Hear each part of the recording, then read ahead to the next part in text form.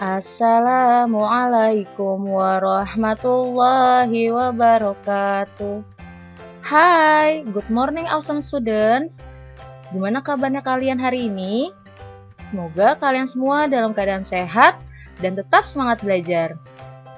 Bertemu lagi dengan Ustazah di pembelajaran tematik, tema 4 mengenal berbagai jenis pekerjaan, subtema 3 pekerjaan orang tuaku. Teman-teman, sebelum belajar, kita sama-sama membaca basmalah terlebih dahulu ya. Bismillahirrohmanirrohim. Hari ini kita akan belajar muatan IPA. Sebelum kita masuk ke dalam materi, silahkan perhatikan video tentang proses pembuatan kertas berikut ini. Beberapa benda begitu dekat dan lekat dengan keseharian kita. Saat belajar, bermain, menyalurkan hobi, bekerja, dan banyak lagi kegiatan lain. Satu di antara benda itu adalah kertas. Sejak diperkenalkan pertama kali oleh Cailun pada era dinasti Han di Tiongkok sekitar abad ke-1 Masehi, hingga berkembang menjadi berbagai jenis bentuk, ukuran, serta fungsinya. Kertas telah menjadi bagian dari kehidupan dan keseharian kita.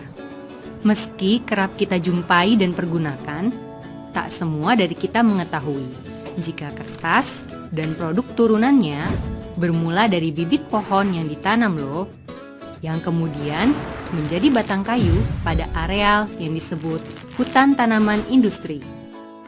Dalam rentang 5 tahun sejak penanaman dilakukan, tiap batang pohonnya telah siap dipanen sebelum kembali lagi ke tahap penanaman kembali, hingga seterusnya siklus ini berlangsung. Di pabrik, batang kayu yang telah dipanen diolah hingga terkelupas bersih. Sementara kulit kayu yang terkelupas tetap bermanfaat karena dijadikan bahan bakar biomasa. Kemudian, kayu tadi dicacah hingga menjadi serpihan atau yang disebut wood chips. Caranya, serpihan kayu dimasak dalam tangki raksasa yang bertekanan tinggi, serupa proses pencernaan dalam tubuh manusia. Hasilnya, dalam bentuk yang lembut, serat kayu yang dibutuhkan akan terpisah dari kandungan lainnya. Selanjutnya, bubur kertas atau pulp akan mulai terlihat bentuknya. Sesuai kebutuhan, pulp ada yang dikeringkan hingga berbentuk padat dan siap dikemas. Ada pula yang langsung diproses ke tahap selanjutnya. Selanjutnya, pulp tadi sudah bisa diolah untuk menjadi kertas dan beragam produk turunannya. Caranya dengan terlebih dahulu mencairkan pulp hingga berbentuk bubur yang dikenal dengan tahapan wet end. Mengalirkannya ke mesin di mana pulp diperas dan ditekan sedemikian rupa atau biasa disebut tahapan dry end, hingga terbentuklah lembaran kertas seperti yang kita kenal dalam bentuk gulungan raksasa. Dari gulungan tadi, dilakukan pemotongan sesuai ukuran dan jenis produk yang dikehendaki. Berlanjut ke pemilahan dan pemeriksaan kualitas. Diakhiri dengan proses pengemasan dan pengiriman ke berbagai tujuan ke seluruh penjuru dunia. Produk kertas dari Indonesia seperti Asia Pulp and Paper telah mengekspor produknya ke lebih dari 120 negara. Kamu tahu nggak kalau Indonesia merupakan salah satu negara penghasil kertas urutan ke-6 di dunia dan 10 dunia untuk pulp. Selain itu, industri pulp dan kertas sendiri telah menjadi gantungan hidup bagi lebih dari 1 juta orang. Tentunya, kamu akan semakin keren ketika kamu tak sekedar menggunakan kertas, melainkan juga meluaskan cakrawala pengetahuan dengan memahami dari mana, bagaimana kertas itu bermula, dan potensi kertas bagi kemajuan Indonesia.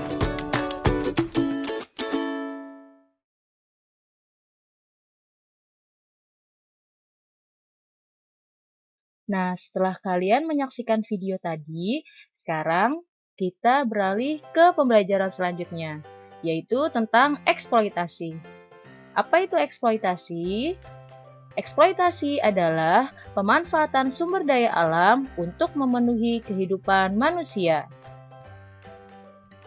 Dampak eksploitasi hutan yang berlebihan antara lain, yang pertama, mengurangi kesuburan tanah, yang kedua, menyebabkan pemanasan global, yang ketiga, hilangnya habitat hewan dan tumbuhan di hutan, yang keempat, menyebabkan terjadinya banjir dan longsor, dan yang kelima, mengurangi keanekaragaman hayati di hutan.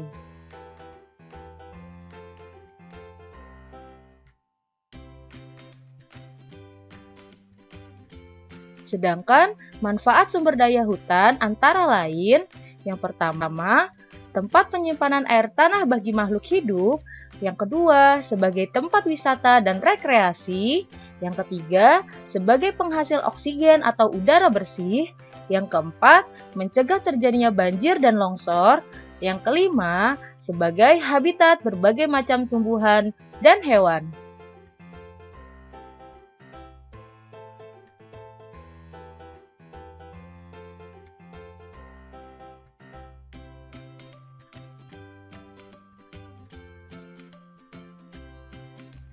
Berikut cara menjaga kelestarian hutan.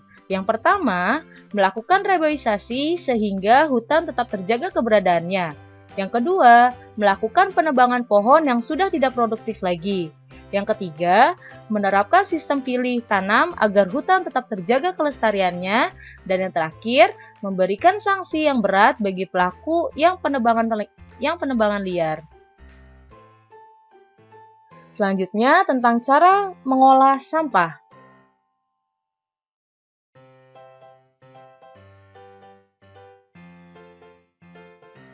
Adapun cara mengolah sampah yang bisa kita terapkan dengan cara 4R. Yang pertama, itu adalah reduce. Reduce adalah mengurangi pemakaian.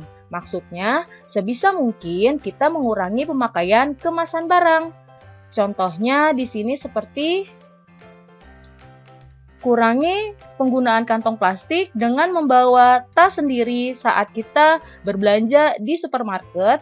Yang kedua, beli kemasan dalam ukuran yang lebih besar karena harganya lebih murah. Hal tersebut bisa mengurangi pemakaian plastik. Yang terakhir, mengurangi penggunaan popok kertas dan beralih ke popok kain yang lebih tradisional.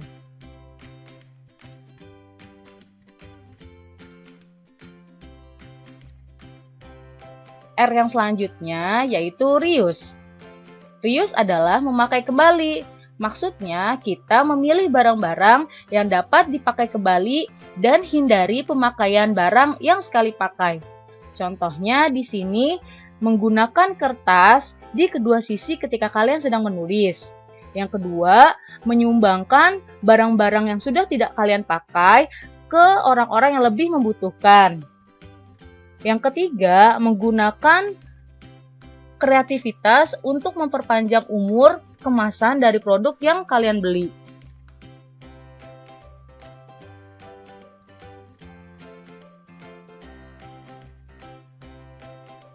R yang ketiga yaitu recycle. Recycle adalah mendaur ulang, jadi sebisa mungkin kita mendaur ulang barang-barang yang sudah tidak terpakai. Contohnya, di sini contohnya, kalian bisa membuat pupuk kompos dari sampah-sampah organik atau mendaur ulang sampah anorganik seperti kertas. Terus selanjutnya, mendaur ulang gelas dan botol plastik menjadi biji plastik dan barang-barang lainnya.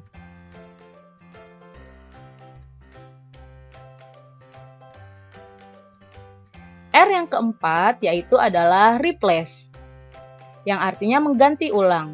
Maksudnya, kalian teliti kembali barang-barang yang ada di rumah kalian, lalu gantilah barang yang lebih tahan lama dibandingkan barang yang sekali pakai dan barang-barang yang lebih ramah lingkungan. Contohnya, di sini adalah kalian mengganti kantong plastik dengan tas belanja dari kain saat kalian berbelanja di supermarket.